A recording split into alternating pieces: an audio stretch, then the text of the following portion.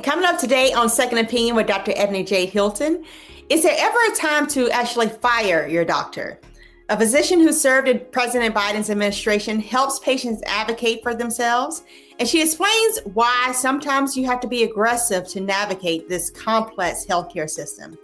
And then autism in children. What are the early signs that your child may actually be on the spectrum? What questions every parent should ask their pediatrician? Plus, one mother is raising not one, but two children on the spectrum. And her journey has turned her life into a fierce advocate for autism awareness. And still to come, one doctor says you should start eating your water. Yes, eating it.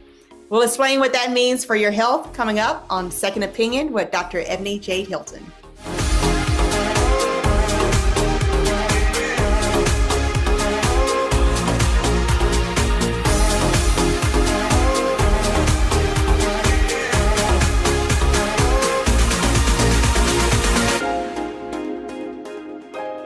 Now, up first, fighting for your health. We've heard the term patient advocate. They help patients and their loved ones navigate the healthcare system in many ways, like communicating with doctors, finding legal help, working with insurance companies, and setting up tests and screening. But what if you don't have an advocate? How do you become one for yourself or your loved one? Well, joining us now is Dr. Glenda Newell-Harris. She is an internal medicine physician, speaker, and global patient advocate. Welcome, Dr. Newell-Harris. How are you? I'm great, Dr. Hilton. It's an honor to be here. Thank you for inviting me. Look, this is a very, very important topic. We hear people say all the time when they go into the doctor's office, they kind of clam up, right? They don't know what to say, how to say it. But you say your slogan is take charge of your health. How can people actually take charge if they don't know what they should think or say? Great question. So healthcare over so many years has changed so much. So the message that I gave out 20 years ago, unfortunately, is not going to be the same message for now. So when I coined that term or decided to use that term, take charge of your health, it meant one thing. But right now, it means you got to get in and get your hands dirty. You've got to understand the system, how it works. You've got to know how to ask questions so your doctor will listen. You've got to understand your insurance plan so that you will not be feeling guilty about paying bills that are not your bills. You've got to know when it's time to be able to say bye-bye to that doctor and hello to another doctor. So it's all really about the fact that you have got to get involved. You ask the question, how do we do it? Well, it can be done in many ways. Most of all, it's important for you as the patient to have as much understanding about your condition as you can. It's also very important for you as the patient to be very detailed and prescriptive about telling your symptoms to the doctor, being very honest, being very, very, really just specific. To say, oh, I just don't feel well, doesn't work. You have to be much more specific than that. So one thing, you've got to be able to tell your story. The next thing I always say to people, when you're really dealing with a crisis, don't go by yourself. You must take someone with you for so many reasons. Number one, doctor's offices, and I've been doing this for more years than I want to admit, but when you're on the other side of that table, and I've recently been on the other side of that table, it's scary. Right. You don't know what the doctor's going to say. You're thinking the worst, certainly if you are a physician. Some people are eternal optimists. I love hanging out with those kind of people. They help me balance out my, oh my gosh, it must be this. But you must take someone with you. You take someone with you that knows you. And the reason you take them is because, number one, they're likely to be a bit more calm than you are. They're likely to be more realistic with the doctor than you are. And when the doctor happens to give you some information that you may not want to hear, you're going to hear only the bad. That companion is going to hear the good. You've got this condition, but this is how we can treat it. Not, oh my gosh, I've got this condition and I'm stuck with this for life. So you want to bring someone with you because they can help tell the truth. They can help be honest with the doctor when you're not being honest with yourself. They can hear messages that you really aren't going to hear because you're so frightened. Right. And it's one of those things when you say having this conversation with your doctor. There's been so many times when my family members call me after they leave the doctor's office and say, hey, what does this mean? And how can we encourage people to actually ask the question, right? Many people say they feel intimidated when they walk through the walls and they see someone walking in with a white coat. What advice do you have for people who say that their concerns are possibly even being dismissed when they're inside the exam room, and how can they find their voice? So that's another excellent question. First of all, it's important that you understand that your health is the most important thing that you need to focus on. If you've got a family, you need to focus on your family. But let me tell you, your health comes before that job. I know the job may be paying your health plan, but your health is most important. So you must go in there empowered, just like when you go to the mechanic and tell the mechanic, my car won't start. You don't go in and say, oh, there's something wrong with my car. You say, oh, I was at the stoplight and it went out on me and I couldn't crank it up. You're very specific. When you go to the doctor, you say, I have been having this problem for the last 3 weeks. No matter what medicine I take, whether it's Tylenol, whether it's Motrin, whether it's Tylenol with codeine, no matter what it is that I take, it doesn't make it better. And this makes it better and this makes it worse. You must tell the doctor the story. They teach us in medical school, and you know this, Dr. Hilton. They told us in medical school as students, listen to the patient. Mm-hmm. They'll tell you everything you need to know. Mm-hmm. Part of the problem is, as physicians, we're so busy cutting you off. Right. We don't give you a chance to tell you the story. So you must go in there with your story. Imagine that white coat is just part of their costume. Can I call it a costume? Mm-hmm. Uh-huh. Just a costume. It's something to protect the clothes that they have on. There's nothing magical about that white coat. Nothing at all. They're human beings. They got to go home and make dinner, pick up those kids before 6 o'clock, deal with challenging situations, take care of their moms and dad, just like you do. Mm-hmm. So they are human beings, and we need to think of it that way. They know more about medicine, but if you're an MBA, you know more about finance. Yeah. And that's the way you've got to think about it. They're just specialists in an area. Okay. So you need to go in there empowered to know that you can ask the questions. Now, if you feel that your doctor or provider is dismissing your question, then one way to deal with it is ask the question in a different way. Mm. You know how to phrase questions in a different way. So if you get a funny answer, you just rephrase that question. If the doctor or provider gives you that same funny answer, then sometimes you just need to kind of go there. So are you telling me, doctor, that there's nothing wrong with me? How do you know? Do I need a CT scan? Let the doctor defend the test that you feel that you need. You should not be intimidated about, I have literally had doctors say to me, oh, I don't think you need an updated such and such an imaging study. That's Dr. X. But then when I moved to Dr. Y, and I'm old enough, ladies and gentlemen, that I've had a few encounters with doctors. 25 years ago, I was the advocate there for everyone else. Now I'm going myself, and I'm seeing what the situation is like. And I'm telling you, what I am seeing is making me say, I cannot stop beating this drum about advocacy. And it's more than to say just advocate. You've got to get in there and know what to do. So if you feel that the doctor is dismissing your questions, and if you feel that they are not hearing you when you ask things differently, and I'll go one step further. If you feel that your doctor is not willing to see you in a timely manner for a condition that you feel is challenging, it's time to get another doctor. You bring up a good point about the time, because oftentimes it is difficult to get into a doctor's office, right?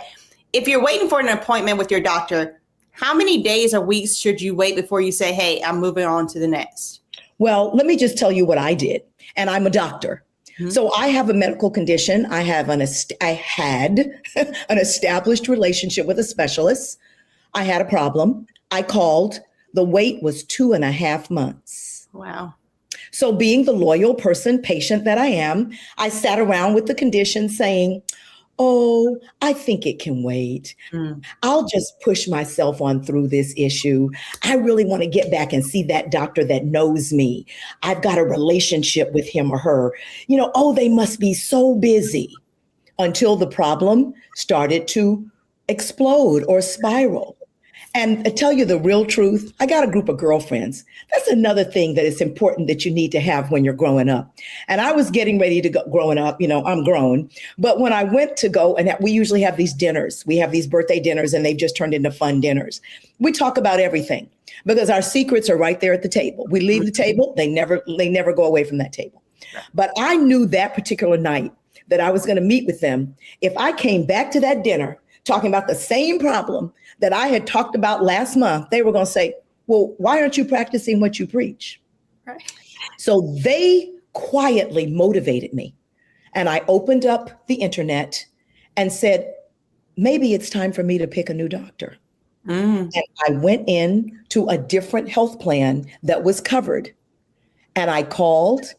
I did not give a lot of detail. I even spoke to a receptionist. It wasn't even a nurse. And I explained my situation. And I said, this is really a second opinion that I'm looking for. And of course, their next question was, well, what's your insurance?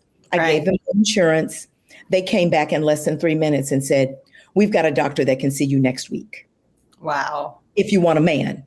If you want a woman, we can see you the week after that. I was in a condition where I said, I want to see the man. I want to see him next week. I went in to see that doctor. That doctor didn't know me from a can of paint. He addressed my situation and made preparations to treat me for the condition that I had, with no long-standing history, no long-standing relationship, no loyalty to me or him. And that doctor has been available to me. And then just recently, the doctor that I had the appointment with for 2.5 months called on yesterday. Oh, we have an opening. I said, oh, well, no, thank you. I won't need that appointment any longer. I'm seeking care elsewhere. It is your insurance. It is your health. And if you tolerate being pushed, and let me just tell you what they told me. Oh, your doctor has been out. He was out for several weeks. Okay, I'm a medical doctor. When I'm out, I have to have coverage. I can't just disappear and then my responsibilities just kind of go to the air. So, you don't know that as a patient, but you just know you're dealing with whatever your situation is. So sometimes it really is time to go get a fresh pair of lens on your situation and get a new point of view. And just see how you're treated. It's amazing when someone is listening to you as a patient versus somebody that you think is saying, how long is it going to take me to finish with her before I can get on to my next patient? Right. You see that in the body language of the doctor or the provider. And, we need to love what we're doing. Some of us are lucky enough that we pick professions and we love it. Others of us pick professions and after 10 years, we're like, ooh, maybe I need to go do something else. Right. And sometimes I wonder, I call medicine my ministry. I love it. I was lucky that when I was 10 years old, I decided I wanted to do this. And I am old enough to be retired times 2 times over. And I love what I do. I love giving people advice. I love coaching people on advocacy. I love empowering people to be able to know how to raise that question and then to get positive results and say, oh my gosh, I walked in there and said, you gave me the pointers or whatever. And people just feel so good because they're making themselves better. And it's a really good feeling when you can help that process. Right. You say you were 10 years old. I was 8 years old when I decided I wanted to be a doctor. And I agree with you. Medicine is a ministry, and yours took you literally to the White House, right? In 2004. Yes. Well, sort of indirectly. Right. I was appointed under Biden to be on the advisory committee for the Office of Minority Health. And so that was a great opportunity just to be there and to be at that table with other like-minded providers, not just physicians, but providers from across the nation, to be able to allow us to be able to talk about health equity and how we are able to try to improve the care that's provided to those that may be challenged by the kind of care that they get, access to care, and basically understanding healthcare. And when it comes to that advocacy, particularly with minority health, What are you seeing now? We've had a change of administration. Have you seen any changes in the movement or the progress of minorities receiving care and access? So what I'm seeing doesn't have a good look to it. The hospitals in many communities are folding. And so that's decreasing the access to healthcare. For many of us, we really don't understand or appreciate the value and the importance of a primary care physician. And so some of us still tend to utilize the emergency room for our care. And so we don't understand why we sit in the ER for 5 hours with a really bad chest cold. But that's because all the gunshot wounds and stab wounds and all those urgent, heart attacks are all going ahead of you. So I'm seeing people that are having trouble getting access to care. I'm having people having the same challenge that I'm having. They're calling for the appointment and they can't get the appointment. And they think that if the appointment is set out 2 to 3 months later, it's okay to wait. Right. They think it's okay to wait. And so they wait. And so here we sit and we still don't get the screening mammography that we're supposed to get. We don't get the screening colonoscopy. I mean, after all, I know very few people that raise their hand and say, hey, I'm in line for the colonoscopy. I can't wait to get it. But you need to have it. We've had huge strides in colon cancer screening and breast cancer screening and more. But you've got to be able to keep those appointments. I'm also seeing people losing their jobs. And as they're losing their jobs, they're losing their health plans. And I'm also seeing people being asked to get high deductible health plans. And so you've got to be able to have money to be able to pay that high deductible $1,500, $2,500 high deductible in order to be able to get access to care. People are also struggling because they're caring for their loved ones. And so their own care is being pushed to the side because they're getting the baby to the doctor and they're getting grandma to the doctor, but they're not going themselves. So I say today to anyone that's listening, put your mask on first. You've got to keep your appointments for your breast exams, your mammographies, your colonoscopies, your immunizations. You've got to be able to do the right things, the preventive things that are going to keep you here. Because guess what? When you're not here, you won't be here to take the baby to the doctor. That care provider for grandma won't be there. So it's challenging. And so some of us are trying to get into the community and debunk some of the myths that are coming out in our world about what's needed and what's not needed. It's challenging. But what's important is people like you, Dr. Hilton, and people that are leading the show, Mr. Martin and others, trusted voices in our community still need to be on programs like this so that people will know that there's very little that's changed about what you need to do. It's just the messaging has changed. Right. Well, you also gave a very great point when you were talking about your own personal story about healthcare plans, right? You said, I actually looked at my healthcare plan and I picked someone else. Can you explain to people, what do you mean by that? And if that's private insurance only versus Medicaid or Medicare, or is it fluid across all three? Great question. So there's private insurance, and then there's, of course, Medicare and Medicaid. And what you can know is that there may be 50 doctors that are primary care doctors under your private plan. I don't want to necessarily name one because I'm sure they're not paying for this this audio. So I'm not going to give that to anyone. But the private insurance plans will have a list of doctors. And some of them may be in Decatur. Some of them may be in Atlanta. Some of them may be in some of the other suburbs of the Atlanta area, or in my area. There'll be some in San Francisco. There's some in Castro Valley. There's some in Oakland. But all of those names of places that I mentioned to you, they're driving distance. They're 20, 30 minutes away. And so what you need to do is go online and look in the specialty area under your health plan and find out who are the specialists in cardiology, who are the specialists as primary care doctors, who are the specialists in areas, infectious disease or whatever. So you don't have to keep going to Dr. John Smith, who's on Telegraph Avenue in Timbuktu, Illinois. Right. You can pick a new doctor and go there and see someone else in that specialty.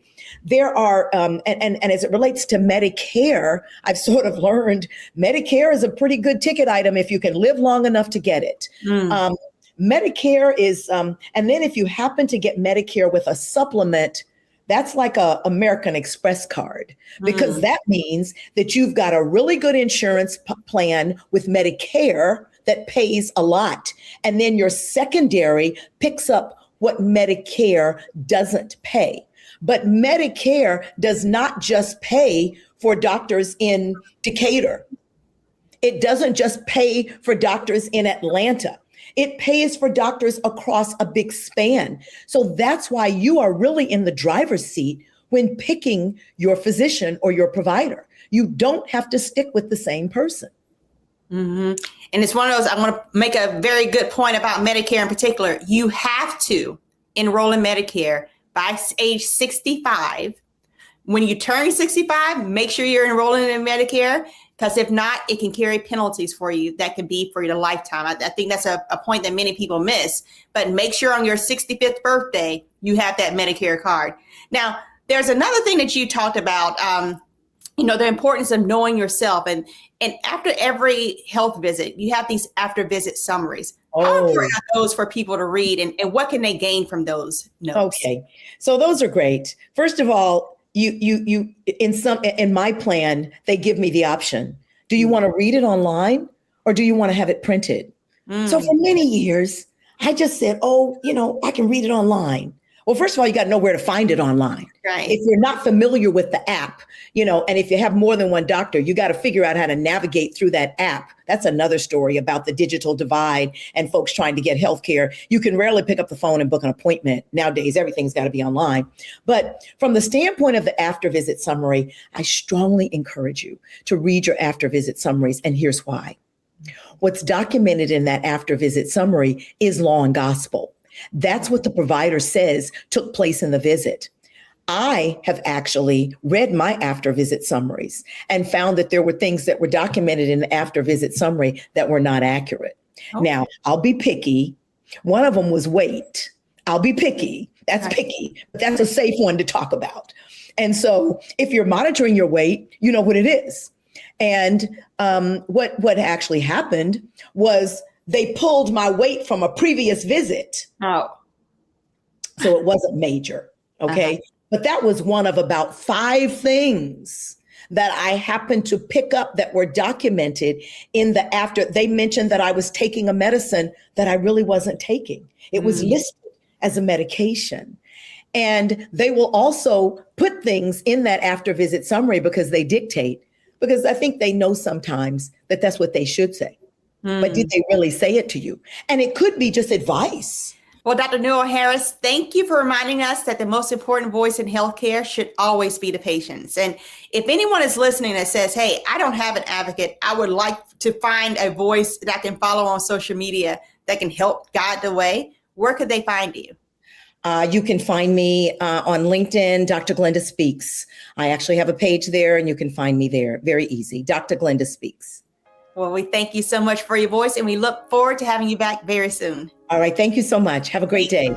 You too. Bye-bye. And coming up next, autism in children. We will not only help you recognize the signs, but also dispel some of those myths.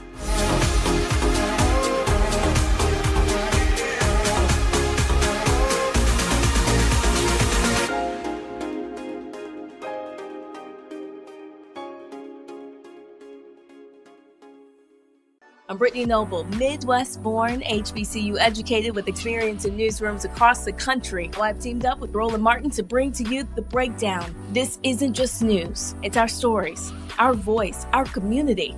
Join me for The Breakdown, Monday through Friday at midday, only on the Black Star Network.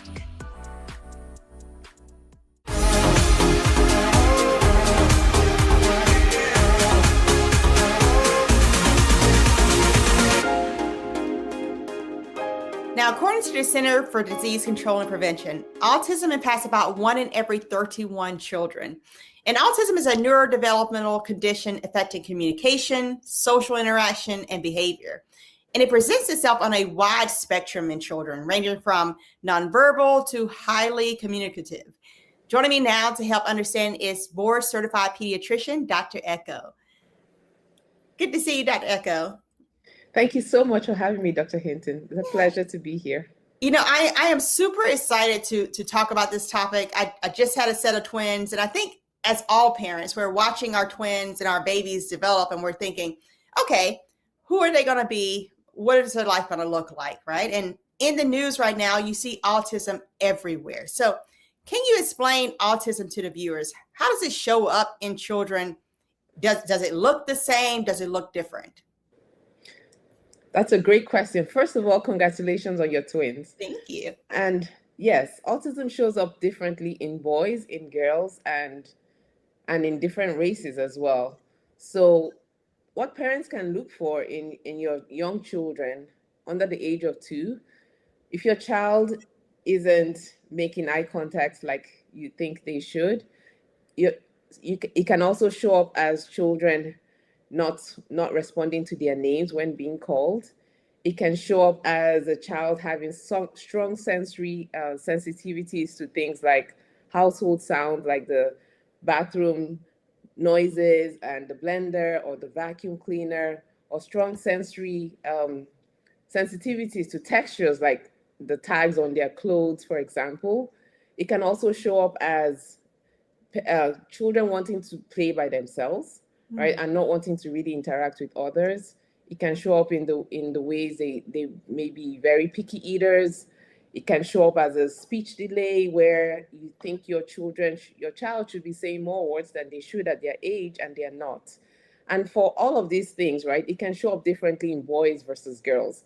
And we're finding that more and more as girls are aging, we're finding that they can mask their symptoms more. And so often it shows up as a delay in diagnosis. But the bottom line remains that parents, you know your child best. So if there's something you're not sure about, if there's something you're not clear about and you think your child should be doing this and they're not doing this, or you look at other children and they're not doing the same things other children are doing, bring it up to your pediatrician.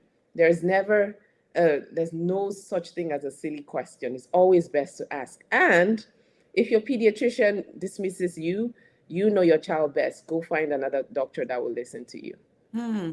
Advocacy. We talked about that previously. And how, if a parent's saying, hey, okay, my kid doesn't really make eye contact, or I call their name and they don't necessarily turn around to look towards my voice. How do we get the child tested? Is there a test for this? Is it a blood test? Is it a questionnaire? How does it work? So the first thing we want to rule out is a speech delay, or actually a problem with hearing. You want to go to your pediatrician and ask them to test your child's hearing, right? Just to make sure that we're not missing, that's not the issue. And if your child can hear, then the next thing is an evaluation by a speech pathologist, which is a referral that any pediatrician can put in, or a family medicine doctor, so that the speech pathologist can evaluate your child's speech to determine if there is a delay. And if there is a delay, it doesn't automatically mean your child has autism. That's just one of the ways it can show up. And you say if there's a delay. Now, if we have a 3-month-old, 4-month-old child, they shouldn't be responding, right? At what age should we start to say, hey, this may be something we need to look into? Great question. So between the ages of 6 months and 9 months is when we start to what we call babbling. So the baby making sounds like mama, dada, like you'd expect. So by the age of 1, you should expect to hear your child be able to say mama distinctly and dada distinctly. So if by 15 months your child hasn't said mama or dada, that's a definite delay.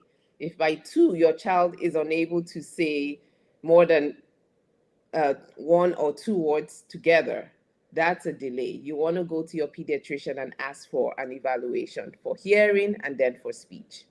And at what level do you determine a child needs medication to help intervene or to help with their diagnosis? You mean the diagnosis for autism? Right. So, is there any treatment plan for it? That's a really great question. So there isn't a medication per se just for autism, right? Autism is a brain type and it's developmental. But there are medications that can be given for different symptoms the children have. For example, lots of children with autism have difficulty with sleeping. Lots of children have GI issues, meaning they may have lots of constipation or have lots of abdominal pain. They could have aggressive behaviors, and they may be picky eaters. Those are just some symptoms that are typical amongst a lot of children with autism. So there are medications tailored for those symptoms. In my experience, it's more important to evaluate what the root cause of those symptoms are, right? Because lots of research shows that the gut and the brain are directly connected. And when you can address what's going on in the gut, which directly influences the brain. So for example, inflammation. If the child is eating the wrong foods and their gut is inflamed, their brain is also going to be inflamed, and it can show up as aggressive behavior. It can show up as a difficulty with sleep.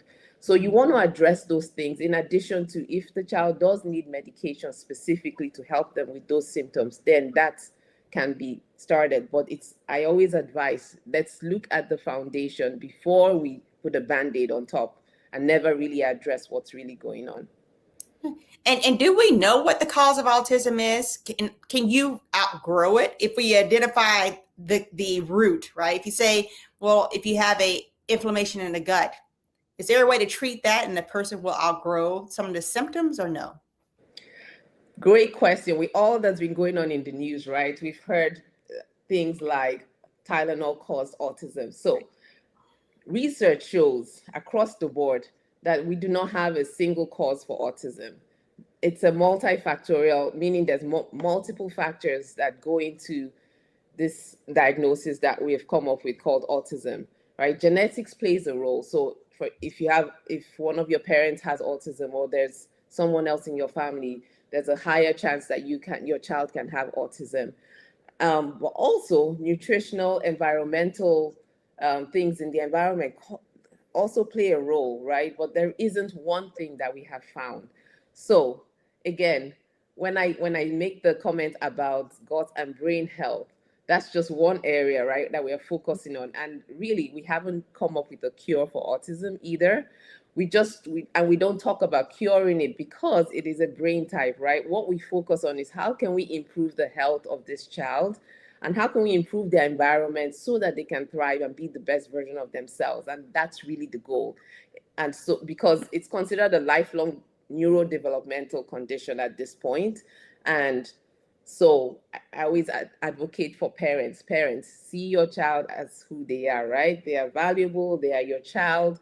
They just happen to have a different brain type, and they process things around them differently than you probably would. But that doesn't make them less than or less valuable. And the focus really is on what are this child's strengths so that we can boost their strengths, right? Because, for example, I have children in my practice that will hear a song once and they can play it on a piano. Wow. Like, that's a gift, right? So our job as parents is how can we find the gifts that our children have and boost them so that our children can have be the best version of themselves. And I think that's really what the focus should be from a parental standpoint, and so that you can advocate for your child. Right. And, I think you're tapping into those gifts. It helps everyone around them, right? And you right. Speak about how early intervention is something we should definitely drive towards. Why is it so important? And what kind of therapies can make the biggest difference for not only the children who are diagnosed with autism, but their family who is helping to take care of them? Yes, I'm so glad you mentioned the family. It's everybody, right? Mm-hmm. Whatever affects the child affects the entire family. So that's a great question. Early intervention is key because the brain growth is highest in the first 5 years of life. So if we're going to make any changes, any positive changes for our children, we want to do it in the first 5 years of life. And that's why it's so critical for parents not to say, oh my goodness, I don't want my child to be labeled, because the reality is your child is going to be labeled as a behavioral issue instead of a developmental, like that there's a developmental concern. And that's two different things. Because if your child is labeled as a bad kid, even though they're nowhere close to being a bad kid, then right. That follows them for life and through school. And so that's why it's so important. Ask the question, seek the help. And I know in lots of states, there's an access issue. And that's why I started my practice, because we're waiting 2 years plus. And that's if you understand how important it is to get support in the first 5 years of life, then you know this child doesn't have time to wait 2-3 years for an evaluation, because that's the only way they can get the support on board. So when we say support, what does that mean? It simply means this: if your child is school age, what are the accommodations we can put in place for your child? So if your child needs one-on-one care or a smaller classroom, or they can go to mainstream classrooms, but they need to be pulled out into a smaller, separate classroom, or they need additional services. And on the other side, it means therapy. So what kinds of therapies help? Speech therapy is crucial to start early. Occupational therapy. Lots of children with autism have fine motor delays, meaning sometimes they have difficulty holding the forks the right way. So if you see your 5-year-old still doing this, that's an indication that they need occupational therapy, because at that age, they should be able to hold the fork properly, right? So you want to get your children in speech therapy and occupational therapy, physical therapy if they need it, right? Sometimes they have low muscle tone and they need a physical therapist. ABA therapy stands for Applied Behavior Analysis Therapy, and that's specialized therapy for children that helps with social skills. It helps improve behaviors. It's not about changing your child, it's about strengthening those social skills that your child needs help with, so that they can thrive in the environment that they live in. And so when you get a medical evaluation done early, then your child has access to the things I've mentioned: the IEP for school, which stands for Individual Education Plan for School, and also the therapies they have access to. That's incredible information. There are many misconceptions about autism. What's one myth that you wish more parents and the public at large understood just simply isn't true? That your child is the diagnosis. The first thing I hear lots of parents saying to me is, "Oh my goodness, did I cause this? Did I do something wrong?" And no, the answer to that is no, you didn't do anything wrong, right? It's a different brain type. And it doesn't mean if your child gets the diagnosis, that means they will never be able to take care of themselves. That means they will never live a full, long, good life. No, that's simply not true. Because again, when you put support in place around your child as early as possible, then there is no telling what your child is capable of, right? The trajectory of your child changes once they have access to therapy, once you make changes in what your child is eating. They're eating good, whole foods. And then you surround them with therapy and the support that they need. There is no telling. Nobody can tell you what your child is capable of. So parents need to embrace their children. They need to know that their children are capable. They need to find those strengths for their children and boost them. Yes. Well, Dr. Echo, you have talked on so many things that I know many families, like I said, parents who are brand new, parents who are looking at their 5-year-old saying, "Hey, have I missed a boat?" They're going to have many questions. How can they find you on social media if they needed to just touch base to say, "Can you point me in the right direction?" Yes, and we're always glad to do that. So we're everywhere, on TikTok, on Facebook, on Instagram, at Glow Pediatrics. You can visit our website. It's glowpediatrics.com. We'll be happy to point you in the right direction. Well, thank you so much. And we will definitely be having you back soon. This is a huge topic. Yes, thank you. My pleasure. And coming up next, one mom is raising not one, but 2 children on the autism spectrum. We'll hear about her journey and how she's turned into a fierce advocate for autism awareness.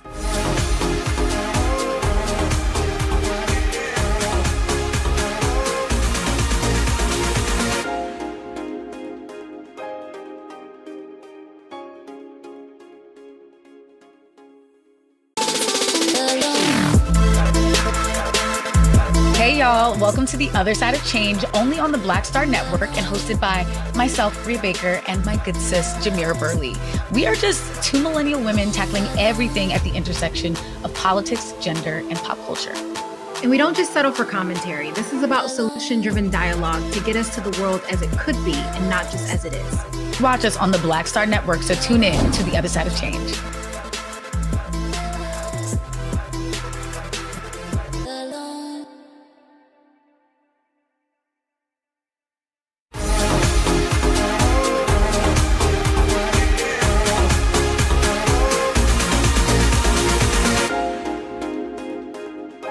Now, we heard earlier that autism impacts about 1 in every 31 children, according to the CDC.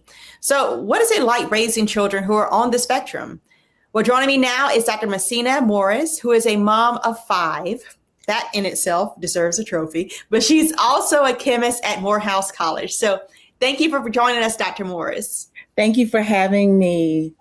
Yeah, and tell us about your children who are impacted by autism. Like, when did you first realize that they were actually on the spectrum? So my son, Seth, who is now 18 years old, I found out when he was relatively 3 years old, but I had concerns about age 2. Mm-hmm. He talked with his hands. He was really smart, hyperlexic, taught himself how to read, very bright, but he wouldn't interact socially with his other brothers. And he's the 4th son. Okay. So for me, that was concerning. And when we went out in public, there were sounds that would just frighten him. It was almost like a cat crawling up a tree. When we were out in public, he would just kind of run the other way. So those things concerned me.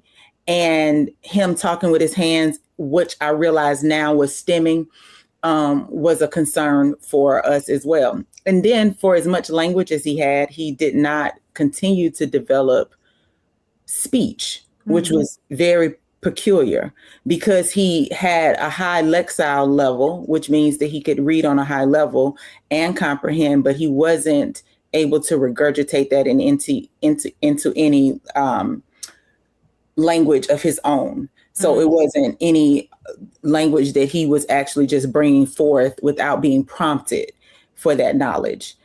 So, and when you mentioned a couple different symptoms that I would want to bring up to say, can you show us examples? You say he spoke with his hands, right? And you also mentioned stimming. What does that mean exactly to you? So something in his environment was overstimulating him. And the only way that he could release the overstimulation was by rocking and shaking his hands like this. Mm-hmm. Whenever he also would hear loud noises that were regular sounding to us, sometimes he would cover his ears. Mm. He also had sensory feeding issues where like he wouldn't eat certain textured foods, no soft foods, no ice cream, yogurts, nothing soft, mashed potatoes. He would only eat something crunchy or crispy, uniformed like food, possibly because of the predictability of it all, is what they say. But he wouldn't eat anything that would be soft to texture. Also, same thing with like the clothes that he put on. They had to be a particular texture or he would literally take them off. So a lot of different things. And you said that you kind of had an idea when he was 2 or 3. Yeah. How long did it take before he actually got his diagnosis? Too long. And I was a mother to my 4th son and working on a PhD in biomolecular chemistry. And honestly, I sometimes get on myself like, what did I miss? I felt like I advocated for him at the doctor's office. I had great pediatricians around us, but there are 2 things. So it's double layered. As a Black boy, they didn't want to prematurely label him, but because they didn't prematurely label him, he also missed advocacy windows of things like babies can't wait or any early intervention that could have helped him potentially along the way. So we didn't get an official autism diagnosis, and we got it through the school until he was age 4. And he got a preliminary autistic diagnosis from a psychiatrist, but that was after behaviors had become so pronounced that we had to take him to psychiatry just to get him to sleep. He would stay up 48 hours. He was a danger to himself. He was an eloper. He would bite through cable cords and batteries and couldn't be in a room alone. He didn't feel pain the same way we did. So he would jump off of surfaces, just was a complete danger to himself. And that started, as he continued to get older, that started to be more challenging. And I know that has to be extremely heartbreaking for a mother to see. What were those signs and symptoms when he was 4 years old still, or was that Oh, yes. Oh, yes. Up until he was age 8, he was not stable behaviorally. He had self-injurious as well as aggressive behaviors. He would hit himself in the head. He would hit others. He would throw things across the room. We went through things that parents don't like to talk about, but I talk about it for one reason. I'm a special needs sibling as well. I had a brother not that had autism, had a traumatic brain injury, meningitis at 4 that left him brain damage. So I grew up as a caregiving sibling. I understand the intricacies of taking care of someone who is not developmentally the same age as they should be. And so I understand the nuances of it. But parents need to be aware of fecal smearing. Like I said, eating inanimate objects, children who don't feel pain, or children who don't sleep for 48 to 72 hours at a time. You can never get them still. They're like an Energizer bunny, and their batteries just then run out. Paying attention to eye contact, not listening for their names. They're not just being defiant. You really need to check on their hearing first, and then make sure that they are able to see and hear well. Once you know that, then you need to start looking into other testing mechanisms for autism or autism spectrum disorders. It's so necessary. With our son Cameron, who is now 8 years old, we did a sibling study with him at the age of 20 months. That sibling study saved us so much time because we were able to see the deficits in his development at that particular time, which were speech and fine motor skills. And we were able to target those particular areas, so much so that he walked primarily off the spectrum in a sense. We don't say that he doesn't have an autism diagnosis. I just don't highlight that so much. He's also a gifted child. So he is what we call a twice exceptional child, a child who is highly gifted, but also has some asynchronous development. So he's like a little Sigmund Freud, a little bit. My little Einstein that literally can multiply, divide, do calculus almost at age 8, seriously. Wow. And also the child who can barely tie his shoes. Yeah. So fine motor skills, he has dysgraphia. His handwriting is almost illegible, but he has a reading level of about a 9th grader. Wow. So you talk about this mathematician, this physics genius, this child that's always talking about black holes and astronomy and going to space, and knows all the distance from every planet to the sun, and just all of these things. Loves technology, but also loves to move his body, and is a phenomenal athlete and everything else. But then the same child literally can't hold a pencil or hold a fork correctly. So that's where occupational therapy comes in. That's where you start looking into other ways of accommodating him in school, small school settings, and all of those other kind of things, so that the spirit of who that child is, that brilliance, continues to shine through. And you don't then, focus so much on the limitations as you do the strengths of the child. All right, good, because there's a numerous amount of strengths that you listed. And, I want to go back to something you mentioned. You said a siblings test. What is it? Yes.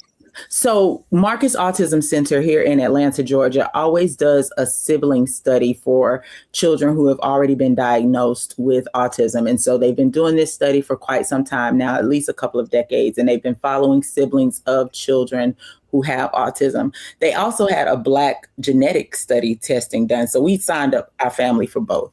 So we did some genetic testing. We found out that genetically, that's not, it's not a genetic factor in our family per se that is causing the autism. That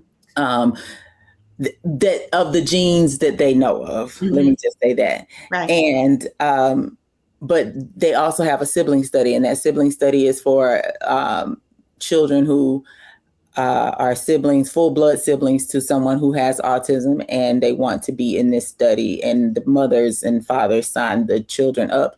And they do eye tracking studies with the children, which is a very new technology, but it watches where the child focuses on the screen when main characters come onto the screen versus peripheral other accessory like characters come on the screen. And so if the child's focus and attention is not pointed to like the main character, then that tells them some things about their ability to focus at a particular age. And there, you should have a certain level of focus and able to eliminate some of peripheral like kind of things at a particular level of development. So they do eye tracking studies, but they do blood tests, obviously, and also do all the gamut of the assessments, the parent assessment that you need to do. They do a sensory and play study with them. But for me, as a Black mom, some of the studies that they do on our children are not culturally responsive or appropriate for many minorities, not just Black people.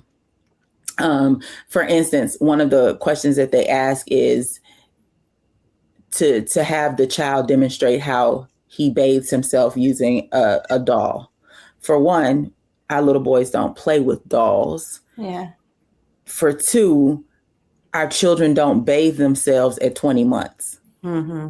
I'd never put my child in a tub of water by himself and say, wash your hair and wash your body at 20 months. And so for me, that was totally not on the realm of like anything that I would do. And then I had another parent who is a Chinese American mom who had, when she was getting her testing done for her daughter, was saying the same thing. She was like, we don't allow our children to eat without us feeding them for a while. Mm-hmm. So that them demonstrating particular ways to hold utensils at, 18 months is not something that we allow our children to do. Mm-hmm.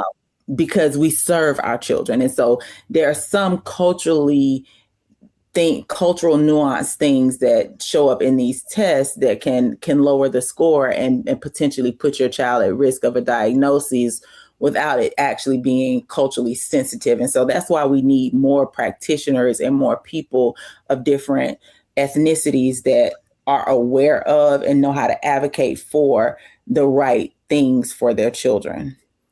And speaking of advocacy, once your child carried the diagnosis, do you feel like there was support from the doctors, from the schools? You said he was 4 years old. I'm assuming entering into kindergarten and the likes.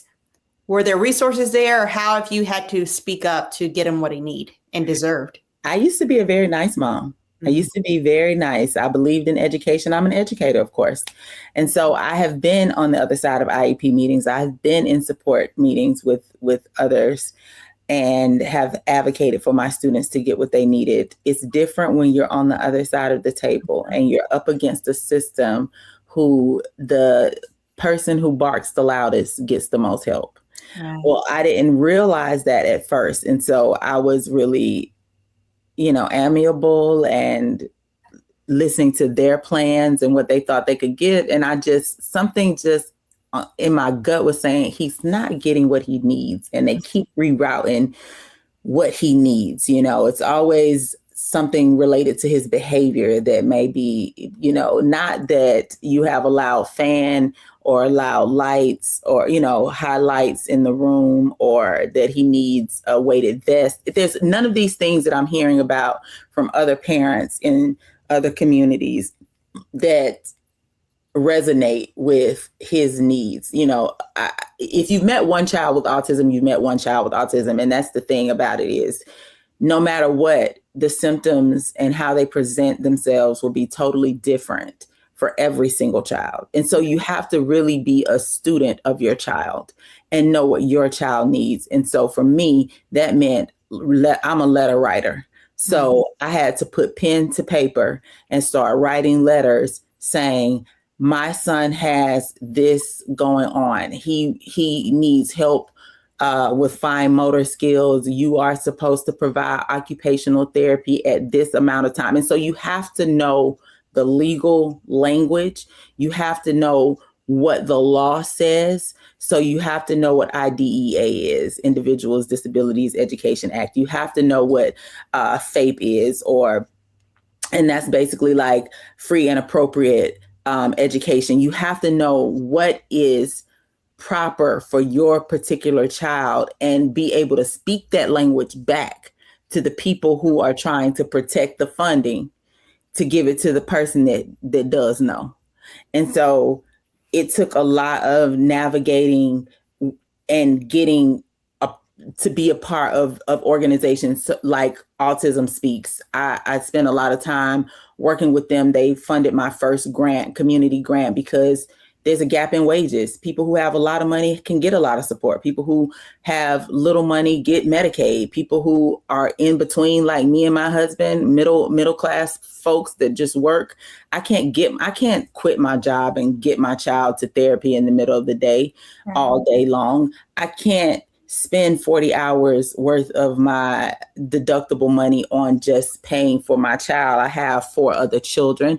I also was a caregiver to my mother-in-law. There's no way that I can drive from the south of the city to the north of the city all day long, rip and running, trying to get my child the care that he needs. And I definitely can't get in-home care because that wasn't even a thing back then. Right. So that was really, really the hardest thing, is trying to navigate all of these systems that do not serve you. It serves someone, but it doesn't serve your situation.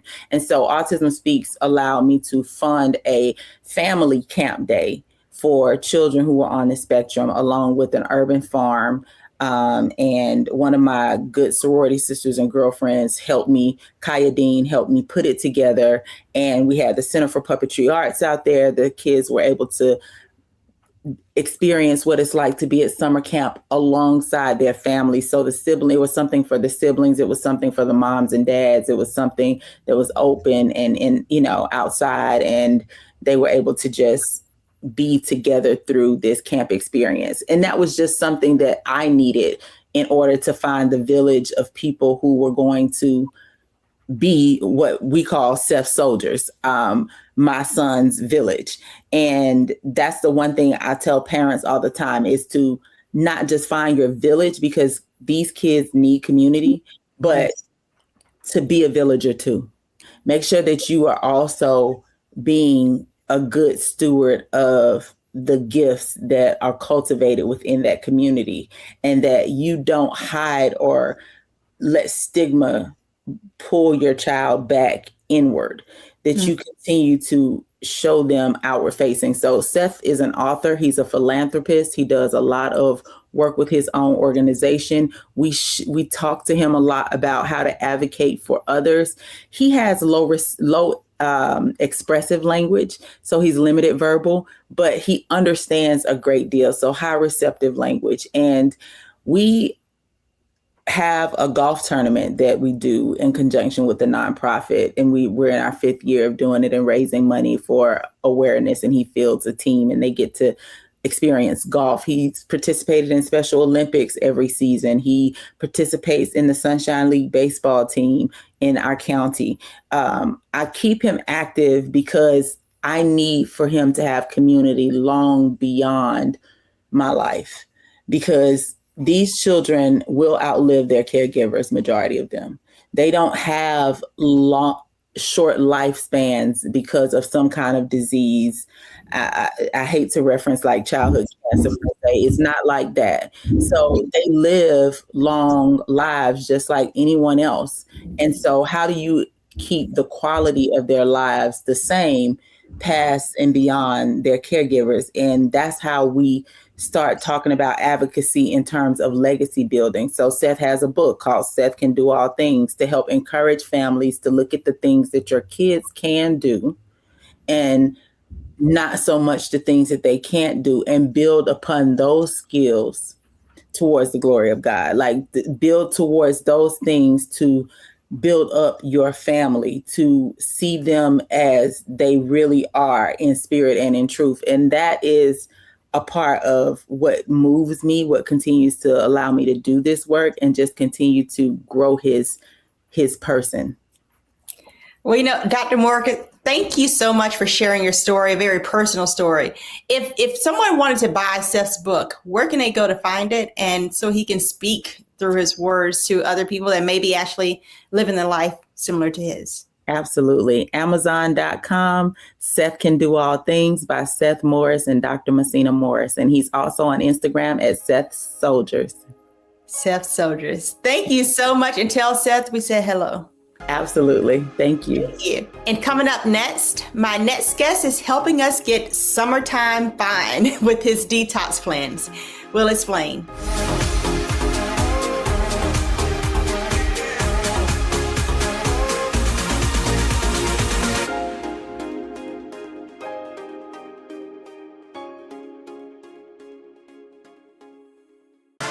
A decade of love, joy, and power. Black Voters Matter is 10 years old, and we are just getting started. This is love with a purpose. This is Black joy in motion. This is unstoppable power. Across campuses, neighborhoods, and back roads, let's go. We show up not just to vote, but to be seen, to be heard, to belong. We ride together. We organize together. We remind each other that our voices matter, because they always have. Black Voters Matter is about more than ballots. It's about housing and healthcare, clean water and living wages, education, reproductive freedom, and dignity. It's about turning pain into action, turning belief into movement, turning community into power. We don't wait to be invited. We bring the energy. We bring the love. We bring the people. Because when Black communities come together, we don't just survive, we thrive. This is how change happens. This is how history moves. We organize, we build, we win.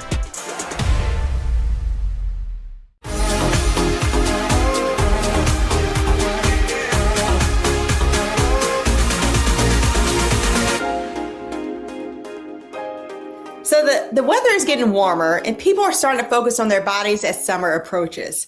And many choose to detox as their choice to slim down. So we want to ensure you're doing it correctly. So joining me now is Dr. Holistic, Dr. Bobby Price. Thank you for joining us, Dr. Bobby. I appreciate you for having me. Looking forward to the conversation. Yeah, well, the conversation is going to be rampant, right? Because what are the rules to detoxing the right way? We see these trends on TikTok and Instagram and Facebook that say, hey, this is the new hottest way to get your body slim. What should we actually be looking out for?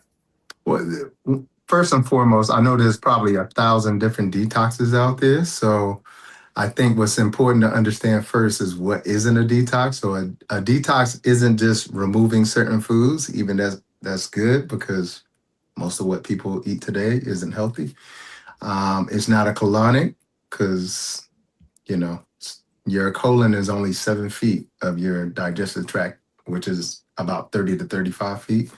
It is not just juicing. It is not an enema. It is not just that thing. What it is you have to remove waste and toxicity from the body.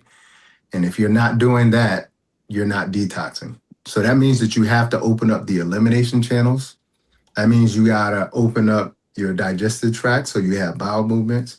You got to increase, the removal of uric acid from the kidneys. You got to increase the removal of waste from the lymphatic system. You have to upregulate your liver and get waste out of your liver as well, too. Also your gallbladder. So it's about jump-starting the detox organs and also opening up the elimination pathways to be able to get waste out of the body, because most people have about 10 to 25 pounds of undigested fecal matter rotting and fermenting in their gut that they call a poop belly. And if you don't get that out, along with the heavy metals, the parasites, the candida, that waste that I was talking about in the gut and many other things, then you're not really detoxing. And that's what you have to do if you're going to do a detox. You said 10 to 25 pounds? 10 to 25 pounds. Most okay. How do you address that? Many of these detox products say, hey, we can get rid of all that really quickly. Yeah. What are some of the red flags that you say, hey, if you see this, absolutely go in the other direction. It's not going to be safe for you. Yeah. So If you see a detox program and it says it's 3 days, 2 days, that's not a detox. All right. And the reason why I say that is because it takes time for your body to go through the phases of detoxification. And you don't want to dump all the waste out in one setting over a weekend. You want it to happen over time. All right. So that it's safe. You got to remember, we're not just removing poop, we're removing heavy metals. Removing things from the body that if we pull them all out at once, it could be very dangerous. So that's one red flag. Another red flag could be a lot of people, when they are doing a detox, a lot of what they're doing for the detox is a lot of stimulants in the products like caffeine and things of that nature. And these are the kind of things that unfortunately can give you a rapid heartbeat, could give you high blood pressure, things of that nature. So you want to be careful with those type of things. So when I recommend people start to do a detox, what you want to do is something that is completely natural and that you're not allergic to. Okay. So you always have to check to make sure that there's nothing in there that you are allergic to. Because one of the ingredients, even in mine, is black walnut hull, which is an anti-parasitic and has been used by our ancestors for hundreds of years. But if you have a nut allergy, it could be a potential for you to not want to do the detox for that reason. Yeah. And when you mentioned many different organ systems, the lymphatic system, the kidneys, the liver, your skin, your gut, can you detox all of those things at once? Absolutely. Well, think about this. All those systems, although they're segregated and compartmentalized into individual systems, they all work together. They're really one system. It's just that we don't have the understanding as human beings to see them as one.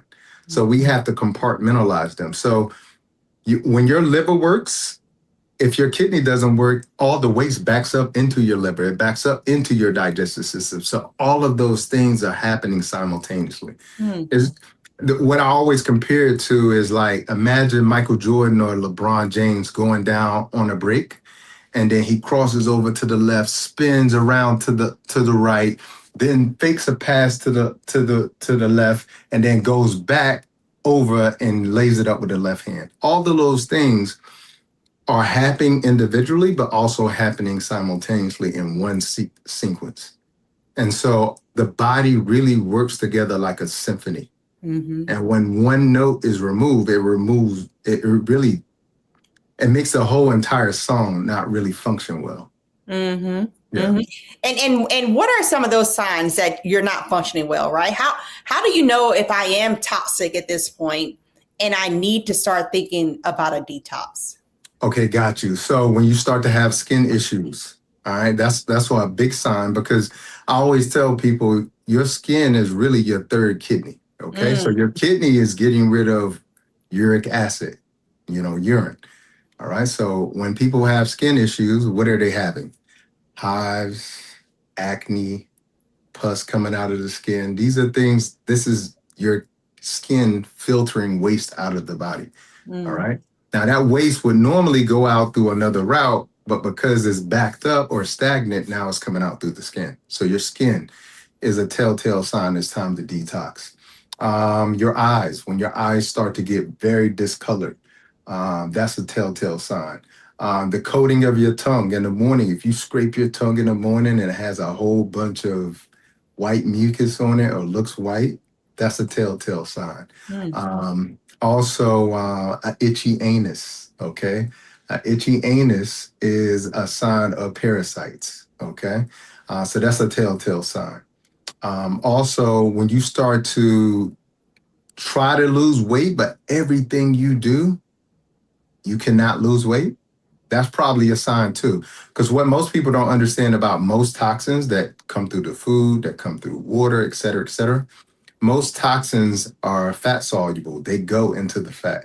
All right. So once those toxins go into the fat, it's doing that to actually protect you. Because if these toxins were in the bloodstream, then you will become septic and you wouldn't live very long. So in the fat is really sort of protecting you.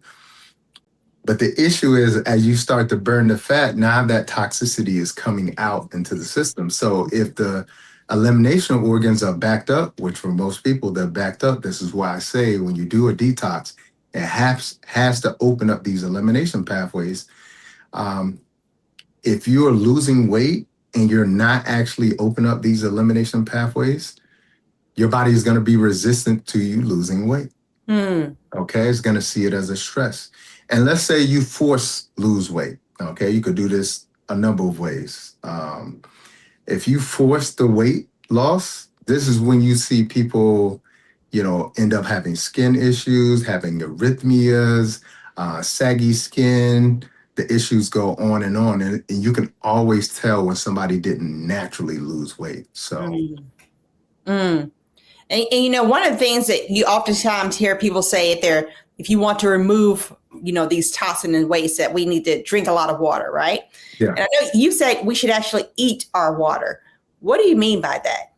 Yeah. So, unfortunately, most people think that hydration only comes through liquid form, that kind of, but, just think about watermelon. Watermelon is about 92% water. Cucumber, about 90% water. Lettuce, 90% water. And these are the things that a lot of people don't consume enough of, or when they do consume it, it's actually cooked. And when you cook anything, you dehydrate it. That's why I give everybody the example. What's the difference between a grape and a raisin? The only difference is hydration, but the raisin looks very wrinkled, right? So when you eat the raisin, your body literally has to take it back through the process of becoming a grape again to hydrate it. Okay, so that's why it's so important when you are detoxing, you have to not only drink enough water. So that's why with my detox, you're actually drinking 2 32-ounce teas every day. So you're getting 64 ounces of water every day. But also the foods that I'm recommending are very hydrating as well too, because the way that we remove waste, 70% of our bowel movement is water. Urine is water. When things come out through your skin, it's water. Okay, so when we sweat, when we get rid of waste, that's water. So if you're not drinking enough water, you're not going to be able to remove the waste, and the toxicity is going to concentrate in your body, and you're going to have these symptoms, these detox symptoms. And all it's saying is, hey, the waste is ready to move, but we don't have a way to move it. And can you explain when you say detox symptoms? What are they? So some of the detox symptoms would be feeling nauseous, having leg cramps, a dull headache, feeling fatigued or, lethargic. I've even had people get swollen tonsils. And I explain that to people because people have to understand all the lymph nodes in your body are like little toilet stools. Okay, they dump out waste. That's why all the lymph nodes are in the folds of the body, under the arms, under the neck, in the waist, in the groin, behind the knee. They're there because that's where you sweat the most. Okay, so whenever they get swollen, what it's telling you is that the waste is backed up, but it's also probably telling you that you have an infection that lymphocytes are there attacking as well too. But if that waste is flowing out like it should, then everything will be fine. But it could be a die-off symptom because, you're stagnant, and you're having some of these detox symptoms. Now, there might be someone listening right now that says, hey, I know that I am backed up, right? Should I be detoxing? Is there a protocol or some red flag that says, hey, this person should be detoxing and this person, you're not ready to start a detox program yet, right? Yeah. Is there anything they should be looking out for? Well, there's a couple of things. So first of all, I always tell people, I even tell people with my detox, I'm like, let your doctor see it. Because one of the biggest things that most physicians are going to be concerned with is there any kind of stimulants in this? Again, caffeine and other things like that are going to make your heartbeat race, et cetera, et cetera. All right. So if they see that it's all natural ingredients and there's no herbs in there that are contraindicated towards any of the prescriptions that they're on, then they're in 90% of the cases, they're going to just say, okay, this looks pretty good. You'll be fine. Okay. So that's the first thing. I always recommend that because, again, like I'll give you for instance, if you're on blood thinners, and my recommendation while you're on the detox is to consume things that are, high in water content, which green leafy vegetables are, then that's a concern. Okay, so you got to address that. So that's a potential red flag. Let's say that you got a gastric bypass or you have kidney issues and you're water restricted, then that could be a potential, concern as well too. All right, because again, you're on my detox, you're going to be drinking 64 ounces of water. All right. Also, if you have been recently sick, you want to let your body recover before you start a detox. Because a detox takes resources from the body. It takes resources to be able to remove certain waste. And so you want to make sure if you've been sick recently or hospitalized recently, you want to make sure you sort of get yourself back up to your normal self before you start the detox as well, too. Now, if someone says, okay, well, I'm on blood thinners, so I can't do this, or I have kidney dysfunction, I can't do this, or hey, I just had a baby, so I don't know if I can do this fully. If they don't want to do a full detox program, is there something they could do as far as a few simple daily habits that can start their bodies to naturally start to eliminate some of these toxins? Well, the biggest thing they can do is stop putting toxins in their body. Like that's the biggest thing that you could do. Because if your body is screaming that it's toxic, it's because you've been putting toxic things in there. Right. So that's the most important thing you could do. And people, listen, when I talk to people, I said, you tell me why you toxic. Now, see, you do it. I'm like, just keep it real with me. Because the thing is, like, people love to lie. As soon as they get around me, they're like, oh, I ate a salad today. Oh, you ate a salad today. All right. So the first thing you need to do is stop being toxic. Stop eating toxic food. You know what they are. All right. I don't got to tell you what they are. The next thing you could do, other than that is start to sweat, poop, and pee. All right. That's eliminating waste. All right. If you want to sweat, that means you need to be outside in the sun. You need to exercise. You can jump in the sauna. All right. If you need to poop, it means you need to eat healthy. Your body will not poop if you're eating things that don't have fiber and it doesn't have water. All right. And most of the American diet, 69%, is ultra processed foods. All right. That means that all the fiber and all the water has been removed from it. All right. So that's really important as well, too. And then the P part is stay hydrated, stay away from sugar because sugar will dehydrate you. Be careful with the coffee and the caffeine because even though that is a liquid beverage, they will dehydrate you as well, too. We need to sweat, poop, and pee. Oh, and if people say, okay, I'm sweating, I'm pooping, I'm peeing. I know you have a detox group that you've mentioned, Summertime Fine. Yeah. What exactly is that? How can people become a part of that group, right? And is there an online platform? Where do they go? So for the past 8 years, I've been doing a group detox 3 times a year. Okay. One of my most popular ones is the one that I do in May because, as soon as spring hits and the winter is gone, people start thinking about their summertime vacations and how they're going to look in their bathing suit and their swimming trunks. And they're thinking about they're going on this vacation. They got to take off their shirt. And so they're trying to figure out how to get their whole life together in the span of a month or two. Right. Now, I'm not saying that I could do that for you, but what I can say is this. That group detox, again, for the last 30 days, I've seen people normalize their blood pressure, normalize their blood sugars, get rid of aches and pains and inflammation, get rid of cravings and the emotional eating, and get a new sort of sense of what it means to be healthy because people don't understand your ability to care for yourself is how you will be able to fall back in love with yourself. And so I created this group. We have an online support group. Again, 1,700 to 2,000 people in there encouraging you, motivating you. You're eating healthy. You can come in there and say, today, I don't want to do the detox. People do that all the time.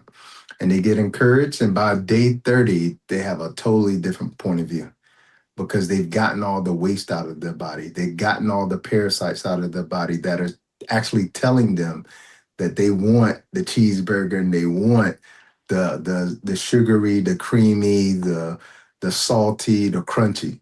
Okay, that's just a totally different transformation. So I have one coming up. Again, it starts May 1st. The deadline to join is April 14th. And would love to see everybody in there and start their transformation with me. And I guide them through the process. They can go to drbobbyprice.com to sign up, the 30-day group detox. Well, Dr. Bobby, you're going to have 2001. That will be sign up, drbobbyprice.com, you say? Yeah, drbobbyprice.com. Well, thank you for helping us to separate the fact from the fiction, to know that we need to sweat, poop, and pee. Those are 3 things we need to do. And if you're a listener, go to the website, sign up, detoxing, healthy lifestyle. It's all the rage in 2026. Thank you, Dr. Bobby. All right, give thanks. And still to come, my prescription of the week.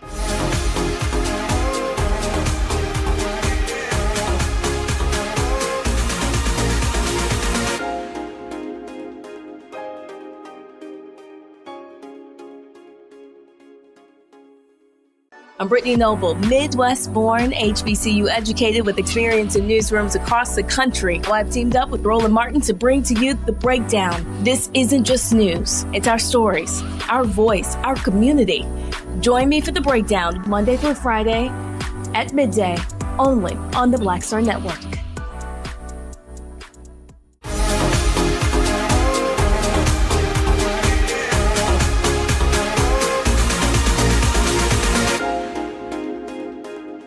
So let's talk about brain development, because the brain doesn't just appear fully formed, right? It's something that grows, connects, and adapts from the very beginning of life.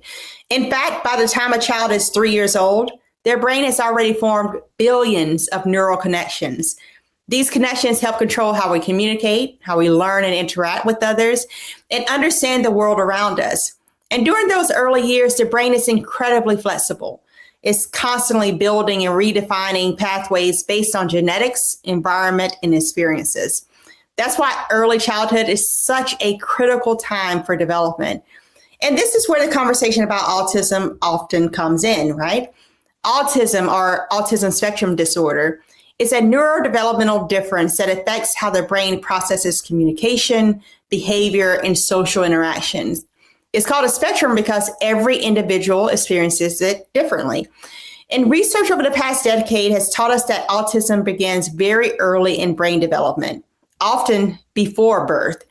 And studies using brain imaging suggest that some children who develop autism may experience differences in how certain brain regions grow or connect during infancy and early childhood. Scientists also know that genetics play a major role. Hundreds of genes have been linked to autism, many of those involved in how brain cells communicate and form connections. But there's something equally important to say, that autism is not caused by parenting. And decades of research have shown that vaccines do not cause autism. What we're learning instead is that autism reflects natural differences in how brains were wired. And some individuals may need extra support with communication or sensory processing, while others may have strengths in areas like pattern recognition, memory, creativity, or deep focus. The key is recognizing differences early. So early screening and supportive therapies can help children develop skills and confidence as their brain continues to grow. So brain development, it is very complex, and autism is a part of that complexity. And understanding it helps us support every child's potential. Because when we understand how the brain grows, we can better support the people who live with those differences every day. And that, my friends, is my prescription of the week. Thank you all for watching, and be sure to tune in next week on Second Opinion.